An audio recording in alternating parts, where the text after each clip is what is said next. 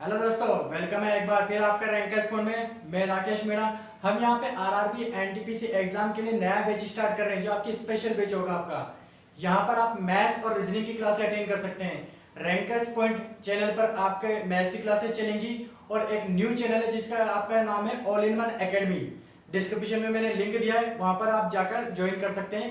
Reasoning आपकी classes जो चलेंगी वो ऑल इन वन एकेडमी पे चलेगी। ठीक है, तो आज से नेक्स्ट 30 डेज तक हम कंटिन्यू यहाँ पर रेगुलर क्लास लगाएंगे। यहाँ पर हम मैथ्स के सारे टॉपिक कवर करेंगे। वो टॉपिक होंगे जो आपके आरआरबी एनटीपीसी एग्जाम और रेलवे ग्रुप डी के एग्जाम में आ रहे हैं। ठीक है, तो हम सबसे पहले स्टार्ट करते हैं यहाँ पर आपका रेशो एंड प्रोपोर्शन। देखिए, अनुपात एंड समानुपात। देखिए, आरआरबी एनटीपीसी एग्जाम और ग्रुप डी में यहाँ पे 2 से 3 क्वेश्चन आने के चांस है इस चैप्टर से। तो देखिए, यहाँ पर कुछ बेसिक क्वेश्चन समझेंगे, फिर हम थोड़े से एडवांस क्वेश्चन समझेंगे। धीरे धीरे हम क्वेश्चंस का लेवल बढ़ाएंगे। आपसे 2 3 से 4 क्लासेस में आपका रेशियो एंड प्रोपोर्शन चैप्टर आपका खत्म हो जाएगा। देखिए, यहाँ पे नॉर्मल जो आपका बेसिक क्वेश्चन आता है वो इस तरह से आता है आपका ए रेशो बी, आपको वैल्यू दे रखी है 1:2 एंड बी रेशो सी, इसकी वैल्यू आपको दे रखी है 3:4। आपको स्कूल वाला मेथड नहीं लगाना, आपको बिल्कुल शॉर्ट ट्रिक से चलना है। देखिए, और हमें यहाँ पे फाइंड करना है ए रेशो बी रेशो सी, इसकी वैल्यू हमें फाइंड करनी है। हमें फटाफट 5 से 10 सेकंड के अंदर इसको कंप्लीट करना है। हमें सबसे पहले यहाँ पे नोट करना पड़ेगा ए रेशो बी रेशो सी। आपको ए और ए रेशो बी की वैल्यू आपको 1:2 दे रखी है, तो सीधे सीधे इसके नीचे आप लिख दो यहाँ पर। इसके बाद आप देखो बी रेशो सी की वैल्यू आपको 3:4 देखा है। बी दोनों में कॉमन है, बी के नीचे 2 है यहाँ पे ऑलरेडी, तो यहाँ से हम लिखना स्टार्ट करेंगे इसी के नीचे से 3 और 4। जब हम कैलकुलेशन करेंगे तो रेशो को हटा देंगे यहाँ पे। अब आप देखिए, यहाँ पे आपकी 2 जगह खाली है, एक तो ये जगह खाली है और जो ये जगह खाली है। तो जहाँ पर 2 जगह आपको खाली है वहां पर हमें क्या करना है, इस जहाँ पे गैप है इस गैप से पहले नंबर देखो आपका 2 है, तो इस 2 को हम यहाँ पर लिख देंगे। यहाँ पर 3 है, इस 3 को हम यहाँ पर लिख देंगे और इसके बाद जो वैल्यू आपको दे रखी है उसको हम मल्टीप्लाई कर देंगे। 2 4 जा 8, 2 3 जा 6, 1 3 जा 3। ठीक है, ये आपका रेशो आ गया। अगर ये आपका कैंसिल हो सकता है, कट सकता है, सिंपलीफाई हो सकता है तो उसको आगे कर देंगे। ठीक है, ये इस टाइप का क्वेश्चन आ गया जिसमें आपको 2 तरह की वैल्यू दे रखी और आपको ए रेशो बी रेशो सी फाइंड करना है। अगला क्वेश्चन देखते हैं यहाँ पर। थर्ड टाइप का क्वेश्चन देखिए, आपको वैल्यू दे रखी है 2a ratio 3b ratio 4c आपको दे रखा है और हमें फाइंड आउट करना है यहाँ पर a ratio b ratio c की वैल्यू को हमें फाइंड करना है यहाँ पे। देखिए, इस टाइप का क्वेश्चन कैसे करते हैं, ये आपको मल्टीप्लाई में देगा 2 के साथ a, 3 के साथ b और 4 के साथ c। हमें जिसकी वैल्यू फाइंड करनी है उस नंबर को हम हाइड कर देंगे। देखिए, यहाँ पर हमें a ratio b ratio c निकालना है। अब हमें देखिए a की वैल्यू फाइंड करनी है, यहाँ पे जिसकी वैल्यू हमें फाइंड करनी है उसको हम हाइड कर देंगे। जिसकी वैल्यू a की वैल्यू फाइंड करें उसको हाइड कर देंगे। यहाँ पे देखें 3 × 4, 3 को 4 से इंटू करेंगे 12 आ जाएगा। हमें b की वैल्यू फाइंड करनी है, यहाँ पर b को हाइड कर देंगे, 2 को 4 से इंटू कर देंगे 8 आ जाएगा आपका सीधे सीधे। c की वैल्यू फाइंड करनी है, c को हाइड कर देंगे, 3 और 2 जा 6 हो गया। अगर आगे कर सकता है तो कट कर देंगे इसको, 4 2 से कट जाएगा आपका यहाँ पे, 2 3 जा 2 4 जा और 2 6 जा। यही आपका एग्जैक्ट आंसर है। शॉर्ट से शॉर्ट ट्रिक में करना है, बिल्कुल बढ़िया क्लास लगेगी आपकी, आपको चिंता नहीं करना है। रेगुलर क्लास आप अटेंड करोगे, आप अच्छा स्कोर कर सकते हो यहाँ पे आरआरबी एनटीपीसी एग्जाम में, आप फाइट कर सकते हो यहाँ पे। देखिए, यहाँ पे अगला क्वेश्चन देखते हैं यहाँ पर।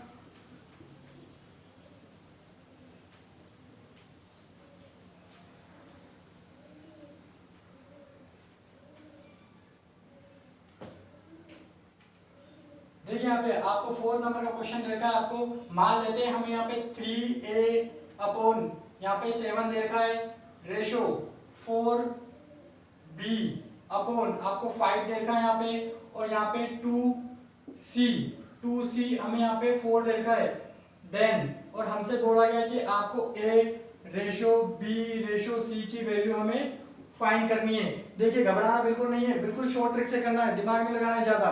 यहाँ पे आप देखो a ratio b ratio c, देखो बिल्कुल ध्यान से देखना है। देखो, थोड़ा सा इससे पहले मैं एक बेसिक कॉन्सेप्ट बता देता हूँ। अगर आपका क्वेश्चन a से आ जाए a अपॉन 2, यहाँ पे b अपॉन 3 और यहाँ पे C/3। अगर इस तरह से क्वेश्चन आ जाए 3 की जगह हम यहाँ पे ले लेते हैं 4, तो यहाँ पे डायरेक्ट आपको आंसर दिख रहा है। जो आपको यहाँ पे अगर कुछ भी नहीं है, ऊपर कोई भी वैल्यू नहीं है, सिर्फ A B C दे रखा है आपको, नीचे आपको वैल्यू देगी, तो यही इनकी वैल्यू होती है। सीधे सीधे आप लिख दोगे A/B/C 2 3 4, यहाँ पे सीधे सीधे ये आपका आंसर हो जाता है। देखिए यहाँ पर इस टाइप का क्वेश्चन भी हम करेंगे, कैसे आता है पहले इसको देख लेते हैं। यहाँ पर देखिए हमें जिसकी वैल्यू फाइंड करनी है उसको देखेंगे। हमें A की वैल्यू फाइंड करनी है।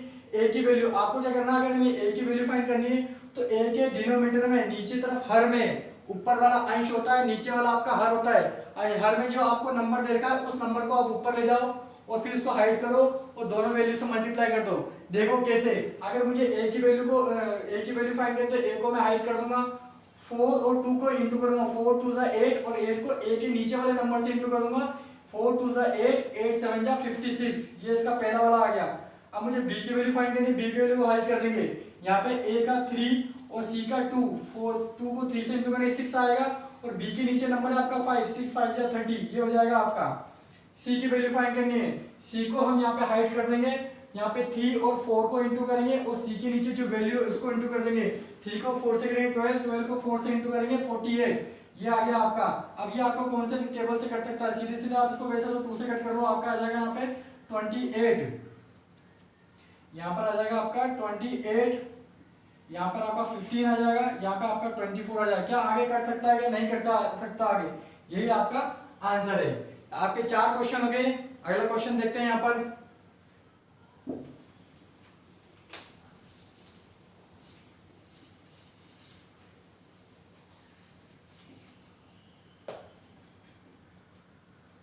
फिफ्थ क्वेश्चन देखिए यहाँ पर। देखिए अगर आपको क्वेश्चन दे रखा है, अगर आपको क्वेश्चन फ्रैक्शन में दे रखा है, फ्रैक्शन में होने का मतलब है जैसे मैंने यहाँ पे लिख दिया कि A की वैल्यू आपको दे रखी है 1/3 और B की वैल्यू आपको दे रखी है 2/4 एंड हम कह देते हैं यहाँ पे कि C की वैल्यू आपको दे रखी है 3/5 और हमसे फाइंड करने को बोल रहा है कि A/B/C फाइंड करने को बोल रहा है। तो आपको घबराना नहीं है बिल्कुल भी। यहाँ पर क्या है, ये यहाँ पर आपको A/1/3 आप क्या लिखो, जैसा आपको देखा वैसे लिख दो आप पहले तो। B की वैल्यू आपको 2/4 और C की वैल्यू आपको दे रखी है 3/5। आपको जो तीनों के नंबर नीचे के दे रखे हैं, नीचे के हर में जो नंबर दे रखे हैं, या हम कह सकते हैं डिनोमिनेटर में जो नंबर दे रखे हैं, उन तीनों का आप एलसीएम निकाल लो। 3 4 जा 12, 12 5 जा 60, सीधे आप कर दो यहाँ पे। ठीक है, इनका एलसीएम कितना आएगा, इनका एलसीएम आएगा आपका 60, इनका एलसीएम आया आपका 60। 3 का 60 में जाएगा 20 बार, 20 को 1 से इंटू कर देंगे, A की वैल्यू आ जाएगी आपकी 20। ठीक है, 4 का 60 में डिवाइड कर देंगे 15 बार, 15 को ऊपर वाले 2 से इंटू कर देंगे 30 आ जाएगा। यहाँ पर देखिए आपका 5 को 12 60 में डिवाइड करें 12 आएगा, 12 को 3 से इंटू कर देंगे, आपका आ जाएगा 36। कट रहा है तो उसको कट कर देंगे, यहाँ पर आ जाएगा 10, यहाँ पे 15 और यहाँ पर आपका 18, इससे ज्यादा नहीं कटेगा आपका। ठीक है, तो इस तरह के क्वेश्चन हो गए। हमने 5 क्वेश्चन दिए। अब थोड़ा सा हम एडवांस बढ़ते हैं, अब थोड़ा सा नॉर्मल क्वेश्चन पे आते हैं। अगला क्वेश्चन देखिए, यहाँ पर आपको क्वेश्चन फर्स्ट दे रखा है 5500 रुपए को राम, श्याम और मुकेश में 2:4:5 में डिवाइड किया है यहाँ पर, और आगे पूछ रहा है आपसे श्याम और मुकेश की रकम का अंतर बताइए। देखिए कभी भी आपको अगर टोटल अमाउंट दे रखा है तो हमें जो रेशियो दे रखा है, अनुपात दे रखा है, उनका भी हमें टोटल निकालना है। अभी मान लेते हैं राम, श्याम और मुकेश है, तो RSM इन तीनों का रेशियो है 2:4:5। यहाँ पे अगर हम तीनों रेशियो का प्लस करेंगे तो हमारे पास आएगा यहाँ पर टोटल 11 आएगा। ठीक है, अब हमें पूछा है, हमसे क्वेश्चन बोल रहा है श्याम और मुकेश की रकम का अंतर बताइए। अगर रकम का अंतर पूछ रहा है तो उनके रेशियो का भी अंतर हमें पता होना चाहिए। ठीक है, रेशियो का अंतर, इन दोनों के रेशियो का आप अंतर निकालोगे, इन तीन दोनों के रेशियो का, या हम कह सकते हैं डिफरेंस हम अगर निकालेंगे तो हमारे पास 1 आएगा। यहाँ पे टोटल रेशियो आपको देखा है, टोटल अमाउंट देखा है, तो हम ये कह सकते हैं कि 11 अनुपात के हिसाब से टोटल जो अमाउंट है वो 5500 रुपया है। अगर मैं 1 का निकालूंगा तो 5500 रुपए में मैं 11 का डिवाइड कर दूंगा, मेरे पास आ जाएगा सीधे सीधे यहाँ पे 500 रुपए। इसका मतलब है अगर 1 का अंतर है, यहाँ पे देखिए हमसे क्या पूछा था, श्याम और मुकेश की रकम का अंतर बताइए। श्याम और मुकेश के अनुपात में कितने का अंतर था, 1 का अंतर था। ठीक है, तो 1 का अंतर था, 11 के हिसाब से 5500 रुपए हो रहा है, तो 1 के हिसाब से कितना होगा 500 रुपए। यही आपका एग्जैक्ट आंसर है। अगर ये क्वेश्चन में पूछता कि आपको राम और श्याम के बीच में पूछता तो इन दोनों के बीच में कितना अंतर है, इन दोनों के बीच में अंतर है आपका 2 अनुपात का, 2 का अंतर है। तो 2 के हिसाब से हम निकालते हैं, यहाँ पे 1 का 500 रुपए है तो 2 से हम यहाँ पे इंटू कर देते तो यहाँ पे 1000 आता और आपका 1 के हिसाब से आया है 500 रुपए, ये आपका ऑप्शन में। ठीक है, अगला क्वेश्चन देखते हैं। यहाँ पर किसी धन को ए बी और सी में 4:3:6 के अनुपात में बांटा गया हो और आगे बोल रहा है यदि सी को ए से 500 रुपए अधिक प्राप्त हुआ हो तो बी का हिस्सा कितना होगा। हमें जो अंतर दे रखा है 500 रुपए वो सी और ए का दे रखा है और हमसे आंसर पूछा है बी का। ज्यादा दिमाग नहीं लगाना, जैसे मैं बता रहा हूं आपको वैसे ध्यान रखना। आपको यहाँ पे दे रखा है A:B:C, तीनों का रेशो आपका है 4:3:6 से। अब हमें क्या दे रखा है कि सी को ए से 500 रुपए अधिक मिले, मतलब 500 रुपए उन दोनों की राशि का, उन दोनों के अमाउंट का अंतर है। जब उनके टोटल अमाउंट का वो अंतर है तो इनके रेशो का अंतर भी निकाल लेते हैं हम यहाँ पर। तो 6 और 4 A:C, यहाँ पे 6 और 4 का रेशो आप निकालोगे 2 आएगा। जब रेशो में अंतर इनका 2 है और अमाउंट में अंतर इनका कितना है 500 रुपए, अमाउंट में अंतर कितना है 500 रुपए। हम 1 का निकालेंगे तो क्या हो जाएगा आपका 500 में डिवाइड चल जाएगा 2 का। और हमें किसका फाइंड करना है, हमें फाइंड करना है बी का। बी का रेशो कितना है, बी का रेशो है 3। एक रेशो का मतलब है 500/2, तो 3 का निकालना है तो 3 को इंटू कर देंगे हम यहाँ पर, सीधे सीधे आपका कट जाएगा 250 आ जाएगा। 250 को हम 3 से इंटू करेंगे, हमारे पास आ जाएगा 750 रुपए। बस ऐसे ही आपको रेशो को देखना है, आपको रेशो के हिसाब से सोल्व करना है, कोई स्टेटमेंट नहीं लगाना बिल्कुल भी। आपको जो देखा वैसे दिमाग लगाना है। यहाँ पे आपका ऑप्शन में देख लीजिए कहां पर आपका सी। अगला क्वेश्चन देखते हैं यहाँ पर।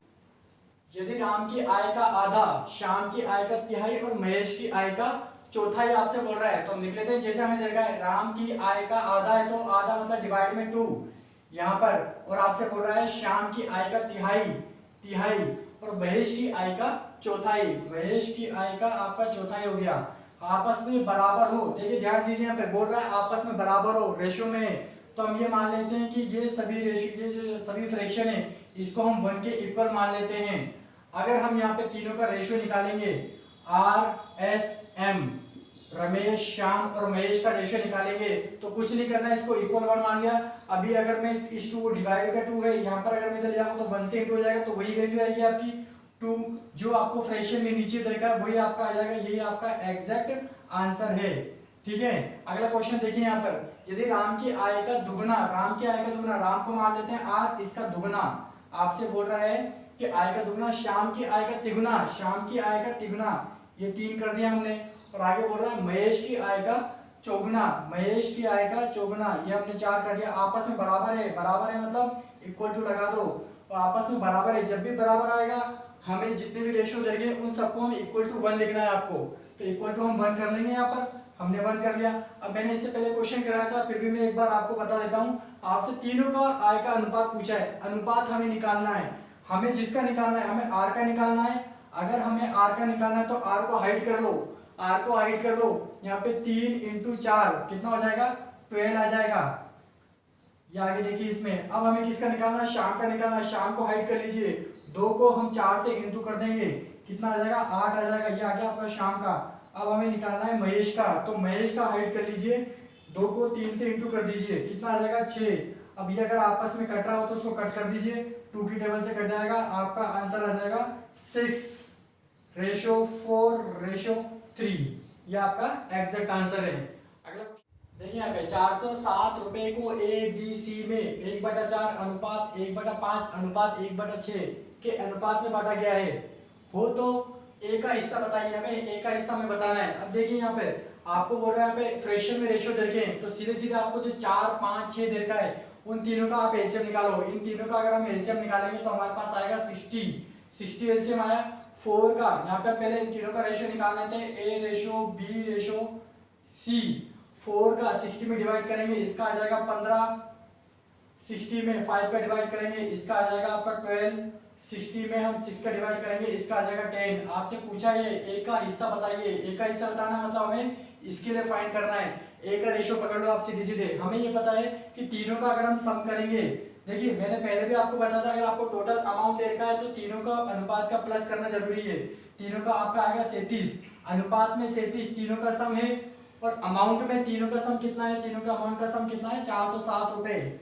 एक बार फिर मैं आपको समझा रहा हूँ कि आपको अगर टोटल अमाउंट देखा है तो तीनों को रेशो का प्लस कर दो, 37 का आपको 407 के इक्वल है। अगर मैं इससे एक यूनिट का निकालूंगा तो 407 अपॉन 37 हो जाएगा। अब देख लीजिए क्वेश्चन में क्या पूछा है, ए का पूछा है तो 15 से इंटू कर देंगे, बी का पूछा है तो 12 से इंटू कर देंगे, सी का पूछा है तो 10 से इंटू कर देंगे। हमसे पूछा है ए का हिस्सा, तो ए का हिस्सा कितना 15, उससे इंटू कर देंगे।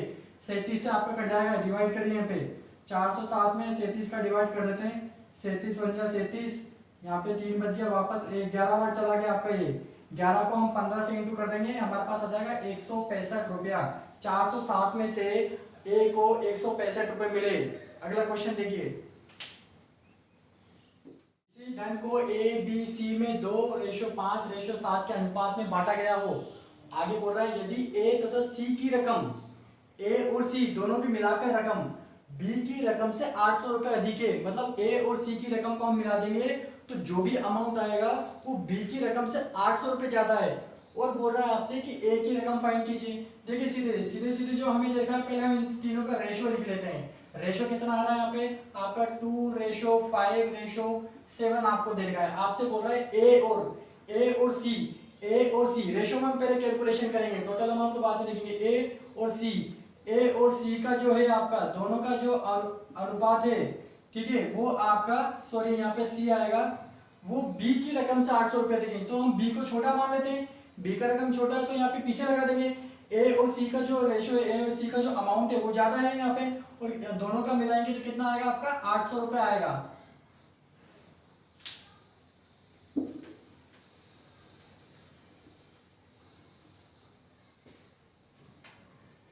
देखिए यहाँ पे किसी धन को ए बी सी में 2:5:7 में बांटा गया हो, और आगे आपसे बोल रहा है ए तथा सी की रकम, ए और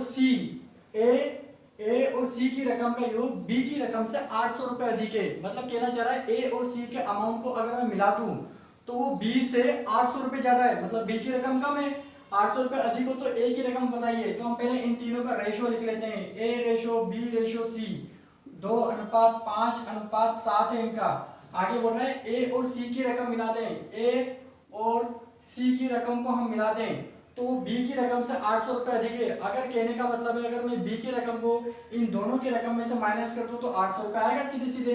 तो यहाँ पे मैंने माइनस कर दिया तो 800 रुपए आना चाहिए। ये बोल रहा है हमसे 800 रुपए अधिक है, मतलब अंतर 800 रुपए इन दोनों का, ए और सी की रकम का दोनों को मिला के और बी की रकम का इनका अंतर 800 रुपए है। 800 रुपए मैंने लिख लिया यहाँ पे। ए और सी का हम अनुपात में सोल्व करेंगे, ए और 2 और 7, 2 + 7 माइनस बी का कितना है 5, ये इक्वल टू 800 होना चाहिए आपका।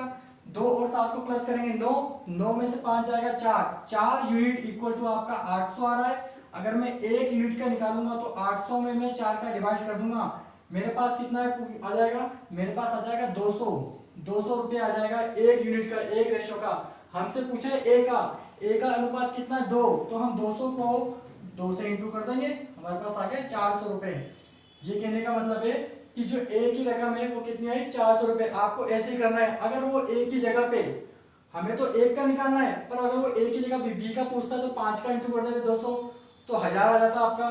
5 को हम क्या करते हैं 200 से इंटू कर देते तो क्या जाता आपका 1000 रुपये आ जाता। अगर वही सी का पूछता आपसे तो सी का रेशो है आपका 7, तो हम 200 को 7 से इंटू कर देते, हमारे पास आ जाता 1400 रुपए, 1400 आ जाता। और अगर हम यहाँ पे करके देखें, देखिए यहाँ पे अगर यहाँ पे आप देखो, आपसे बोल भी रहा था कि ए तथा सी, ए आपका ये रहा ए तथा सी, मतलब ये अमाउंट और ये अमाउंट अगर मैं प्लस करूं, ये अमाउंट और ये अमाउंट में अगर प्लस करूं, ए प्लस बी करता हूं मैं। वैसे तो आपका क्वेश्चन यहाँ हो चुका है, फिर भी थोड़ा समझाने के लिए, ए अगर सी को मैं प्लस करूं, मतलब ए आपका 400 है, 400 को मैं अगर 1400 से प्लस करूं तो मेरे पास आ रहा है यहाँ पे 1800, और सी बी का कितना है आपका 1000, तो आपका सीधे सीधे 800 रुपए अंतर आ रहा है। ठीक है, अगर आपको मेरे वीडियो पसंद आ रहे हैं तो हर वीडियो को आप लाइक कीजिए, पूरा वीडियो देखिए, आपके कॉन्सेप्ट ऐसे ही क्लियर होंगे। अभी आपका रेशियो एंड प्रोपोर्शन खत्म नहीं हुआ है, अभी इसकी 2 क्लासें और लगेंगी,